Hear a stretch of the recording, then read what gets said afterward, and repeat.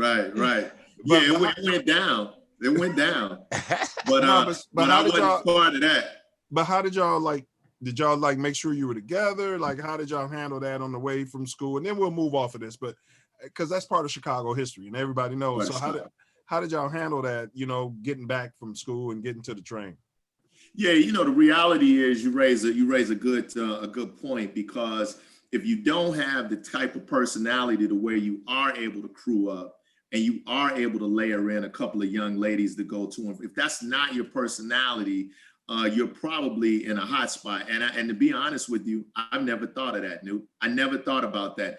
Obviously, I ride the bus, and I went down there following a couple of my guys from the hood, from my neighborhood, that were down there. Now they were only at Lynn Bloom for a year. So by my sophomore year, they were already out of there. They didn't stay in grade. But you knew how to move by that time. But I know how to move, yeah, because I got a bunch of other guys that come from your area. I got guys from Cal Park. I got guys from Halstead that catch the 108 Halstead. Guys all in the 90s. So anybody from 93rd on to the hundreds, I mean, we roll together as a crew, and we hoop together. We play ball together. So that made it nice. And I can say that for my 3.5 years rolling like that, we never had an issue. So even when it went down, you could kind of see that, you know, and we were always good to throw or whatever else needed to happen. So I was comfortable. But then that's probably our makeup. You know, that's my makeup. So that's fine. But I did run into an obstacle one day my senior year when I was dolo. This guy started driving. But it was a beautiful thing, Noop. I don't even have to tell you how it went. And my name was Ricochet all through the high school. Yeah, because it was unanticipated. I don't think guys knew. So it was a beautiful thing. Well, but it was nice. That's one of those things. I remember I'm talking on the yard in college, like, well, you want to talk to me like this when I'm a senior? Like, you should have talked to me 4 years ago. But yeah, I got you. Yeah. But so let's move past that. So now you went down to U of I. And so when did you know that that your career path, how did you get into that? You know, was it like a parental thing? You know, were your parents like degreed? You know, was your education something that was coming from them, or is that something that was, you know, you were churning inside you? Yeah, well, it's twofold, Noop. It's twofold. My mom was degreed. And she even had a master's. So she got that when I was in high school. What was her master's in? My mom? Yeah, her master's. I believe it was in psychology or sociology. Right. Yeah, she's a counselor. She was a elementary school counselor for the Board of Education. And then the same with my dad. So my dad was education. So they met in education. So he had an education degree, and then he had a master's in education as well. So that was always a part of it. My dad was a very rugged individual as well, though. So it's a 50-50 that you're getting from him. But in regards to the education, you know, there was always that importance. It was stress. They weren't very strict on education, but it was very important. And it was understood that was the way to go. So that's the education component. In regards to the career, you know, I was at Lynn Bloom, and they, you know, sometimes they have programs, as you will know, where they present them to a group of students. And I was presented an opportunity to take some business courses at Lynn Bloom under a special kind of business program for select students. And did you get college credit? Did you get college? No, it was not. Mine was not. It was strictly the exposure. Okay. And with that exposure, it helped to harness some things that I like. Because as a youngster, Noop, I enjoyed sports. I enjoyed analytics. And I was good at math. You know, I was good at math and numbers. So the combination of those things is what I got in these career awareness programs, which had some banking in them. And those 2 or 3 courses kind of lit something in me, because I said, wow, there might be good money in this. And that was always a motivator for me. I always wanted to, you know, I wanted to get money. Well, Torry, before you jump in, but did they, in those courses that you took, were there guys like you who were actually in the business conducting these courses, or were there mentors or role models that was coming to your school and saying, hey, look, I work here and this is what I do and you can do it? Was it like that, or was it teachers? It's a great question. It was more of a course just offered by a teacher on staff. Wow. We did have a visitor, but it was just strictly, hey, let's get away. And I've heard brother TorryWordssmith talk about this over the years. Not just the education that you give me in a school setting, but talk to me about a checking account. It was that kind of thing, brother Milz. Okay. You know, what is a checking account? How do you set up a checking account? Right. You know, I like to think back, and I'll make this quick. I think back to an old MBA player. I won't name him, but you know, 3 or 4 months in his career, many years ago, the owners had gone to him and said, "Hey, bro, we don't see any cash checks." And it turns out, man, all his checks from the MBA were under his mattress. He was a little embarrassed to go to anybody. So he's got these $80,000, you know, this is back then. He's got $80,000 checks sitting under his mattress. He got $80,000, $75,000. And the team said, hey, none of your checks have cleared. We're paying you, what's going on? And he's a bit embarrassed. And again, we won't name names, but it was under his bed mattress. So the point is, that's a reality. At 14, 15, 16 years of age, back in our day, everybody didn't necessarily know how to go to a bank and open an account. And what does that mean? At all, bro. I mean, you'd be lucky if your parents, my parents, I don't want them to get on me. They had bank accounts.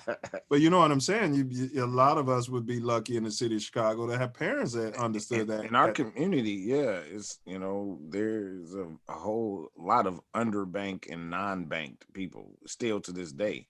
Yeah. Right. Yeah. So, you know, that was what the class was about, introducing basic things like that. And then talking about career paths, you know, what's investments about? What's financial banking institutions? What are those about?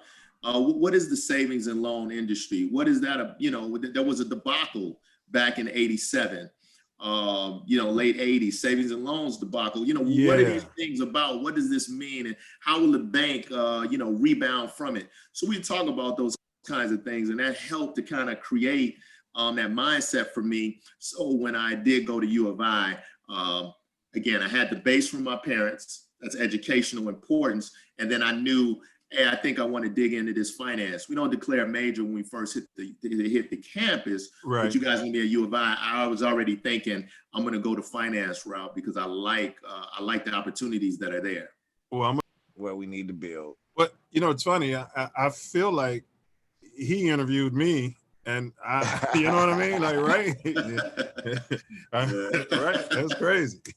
I feel like, all right, so, okay. All right, but, okay, so we just answered that one. Okay, and then, so now, related to your job, to your profession, what do you do now? Okay, what are your degrees in specifically? And then how are you using those today to generate a bag? Yeah. So, again, I think you mentioned it in the introduction. I went to the University of Illinois at Urbana-Champaign, enrolled in there in the late 80s, came out in the early 90s, and obtained a Bachelor of Science in Finance. That was the degree. Came out of there, worked in a management program, a management trainee program with Jewel back then. They were just starting a program where they would train folks. And once you were done with the training, you would assume total general management of a school. Okay, so corporate, the grocery store, right? Okay, I got you. Go ahead. Go ahead, bro. Yep. Hired by the corporate office, and the idea is you would overtake those. Soon after taking that, I also had received an opportunity to go work at a bank, community bank. At the time, it was the largest Black bank in the country, and that was Seaway National Bank on the south side of Chicago. Located right on 87th Street, which I was pretty familiar with it because, again, I had only grown up, 5 or 10 minutes from there by car. So that was that. But after being in the bank for about a year, I applied to graduate school. You mentioned in the intro that I got my master's degree from the Loyola University of Chicago, and that was an MBA in finance. Put a pin in it right there, please, sir. I want to ask you this. You said you're at the bank. When did you know, okay, were you U of I and you said, man, I'm gonna get a master's? Or did you say, let me go out here and see what this is in the professional arena, and then you tasted something and said, you know what, let me go back and get this master's? How did that shake out for you? Yeah, you know, that's an interesting question because it's a little bit of both, but I would say it's 90-10. 90% of it was I just felt that coming up the way we do, South Side, Chicago, all Black, never a class with anybody from any other race coming up through my high school. I never sat next to anybody else in class. But when I got to U of I, it was nothing but us, you know, 1 or 2 or 3 in a class. So that was I won't call it a culture shock, but it was eye-opening. So I knew as an undergraduate that in order for us to really sustain and get the bag, we're probably gonna have to go above and beyond. So I knew the 4-year program, that might not be enough to offset what I've seen in my 12 years of school in the city versus this 4 years here. I'm gonna have to do above and beyond. So I knew when I came out that I would have to do a little bit of work to get the experience to go with the grades. My grades were good. Right. But I needed some experience to go with the grades to get the acceptance into a nice accredited graduate program. So that was the plan. Okay. Yeah. Okay. Yeah. That's what I wanted to ask, because, like, you know, it's just, you know, everybody is you know, how you start living life and you start branching off and doing different things. So, you know, I just kind of want to let, like, if anybody's watching and they're starting out on their journey, just kind of the fluidity of, you know, how things go. But the whole time, you know, you had your eyes on another goal, you know, another step on the prize. Right. The whole time he had his eyes on something that could keep him from, you know, veering off path. But now you said that you knew that intuitively. Do you think that was some stuff that maybe that was, you know, your parents or your family, your ancestors kind of, when you said you knew as a Black man, you might have to do a little bit more than those other students you were seeing, you know, on the yard, so to speak. Did you know that yourself, or was that something your parents were driving into you? You know what? Now that's an even better question, because that's a threefold.